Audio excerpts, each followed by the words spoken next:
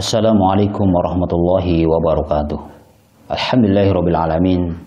Wa bihi nasta'inu ala umuri dunya waddin. Wassalatu wassalamu ala asyrafil anbiya'il mursalin wa ala alihi washabihi wa man tabi'ahum bi ihsanin ila yaumiddin. Amma ba'du. Kaum muslimin wal muslimat jamaah Masjid Imam Syafi'i dan juga para pendengar dimanapun Anda berada, rahimani wa rahimakumullah ajma'in. Kita lanjutkan insyaallah pembahasan Kitab Bulughul Maram, masuk pada hadis yang ke-151, masih terkait dengan masalah adzan, dari Ibnu Umar dan Aisyah radhiyallahu anhuma. Keduanya berkata bahwa Rasulullah sallallahu alaihi wasallam bersabda, "Inna Bilalan yu'adzinu bilailin." Sesungguhnya Bilal mengumandangkan adzan di malam hari. Fakulu washrabu hatta yunadiya Ibnu Ummi Maktum. Maka makanlah dan minumlah sehingga Ibnu Ummi Maktum mengumandangkan azan. Wa kana rajulan a'ma la yunadi hatta yuqala lahu asbahta asbahta. Dan Ibnu Ummi Maktum adalah laki-laki buta. Dia tidak mengumandangkan azan sehingga diucapkan kepadanya, kamu telah memasuki pagi, kamu telah memasuki pagi.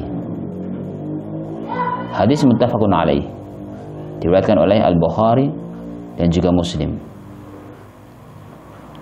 Dan di akhirnya terdapat perkataan sisipan. Sisipan yakni perkataan wa kana rajulan a'ma. Dan dia adalah seorang laki-laki yang buta. Dan silahkan lihat Fathul Bari juz yang kedua nomor 100.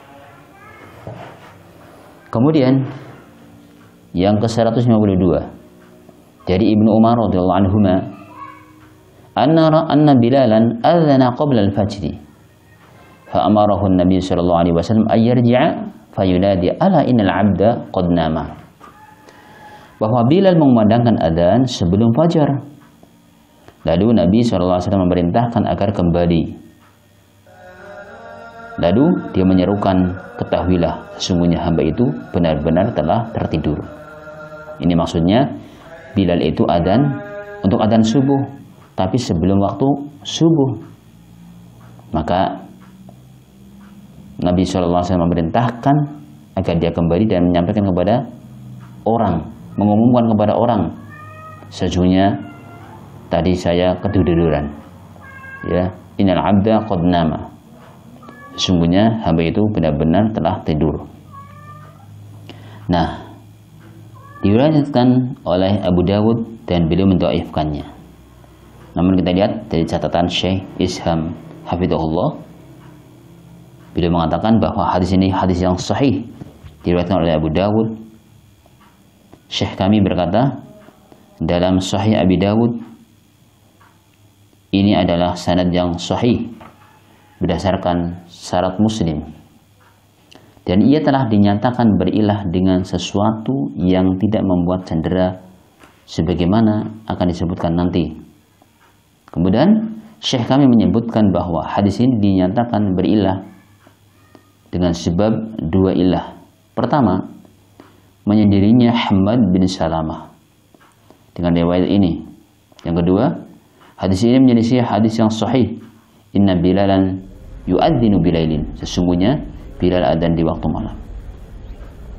Maka Syekh kami berkata lagi, menurut kami dua ilah ini tidaklah mencederai dalam kesahihan hadis ini. Dan inilah penjelasannya bagi Anda. Adapun ilah yang pertama, maka itu tidaklah bermasalah. Karena sesungguhnya Hammad bin Salamah tidak sendiri dalam meriwayatkan hadis ini. Kemudian Syekh kami berkata, adapun jawaban tentang illah yang lainnya adalah bahwa tidak ada pertentangan dan penyelisihan antara hadis ini dan hadis yang lainnya. Inna Bilalan yu'adzinu bilailin. Sesungguhnya Bilal adzan di waktu malam. Kecuali dengan asumsi bahwa Bilal terus-menerus adzan di waktu malam sebelum terbit fajar sepanjang hidupnya. Dan tanpa menetapkan hal tersebut berarti membuat pohon qotad. Maksudnya tanpa ada penjagahnya yang mengontrolnya. Bahkan telah sahih riwayat yang menyelisihinya, yaitu bahwa Bilal pernah adzan beberapa waktu lamanya ketika terbit fajar. Jadi hadis ini dikuatkan tadi, dinyatakan oleh Syekh Albani rahimahullah hadis yang sahih.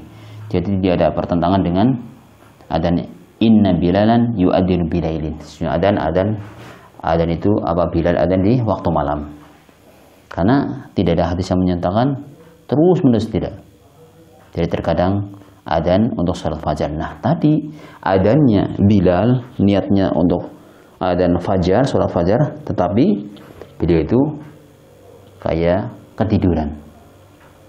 Artinya ternyata belum masuk waktu subuh, maka suruh kembali oleh Rasulullah SAW dan menyampaikan sesungguhnya hamba itu benar-benar telah tidur. Dan ini sih juga disampaikan ketika ada kesalahan sebaiknya mengumumkan kepada halayak. Kemudian hadis berikutnya, ya, 153 dari Abu Sa'id Al-Khudri, beliau berkata, Rasulullah SAW bersabda, "Idza sami'tum an-nida faqulu mithla ma yaqulul mu'adzin." Apabila kalian mendengar panggilan adzan, maka ucapkanlah seperti yang diucapkan muadzin. Kemudian Al-Bukhari mempunyai riwayat senadah dari Muawiyah dan Muslim mempunyai riwayat dari Umar tentang keutamaan mengucapkan apa yang diucapkan oleh muadzin kalimat demi kalimat kecuali hai alataini, maka hendaknya dia mengucapkan la haula wala quwwata illa billah. Hai alataini itu apa? Hayya 'alas shalah sama hayya 'alal falah. Jawabannya adalah la haula wala quwwata illa billah. Jadi kesimpulannya tadi, ketika seseorang adzan, maka hendaknya orang yang mendengar itu menjawab sesuai dengan apa yang diucapkan oleh muadzin kecuali ucapan ketika hayya 'alatain. Maka jawabnya la haula wala quwwata illa billah. Demikian pembahasan yang semoga bermanfaat untuk kita semuanya. Ini hadis yang ke-151 sampai dengan 152. Kita tutup dengan doa kafaratul majlis. Subhanakallahumma hamdika asyhadu an la ilaha illa anta astaghfiruka wa atubu ilaik. Assalamualaikum warahmatullahi wabarakatuh.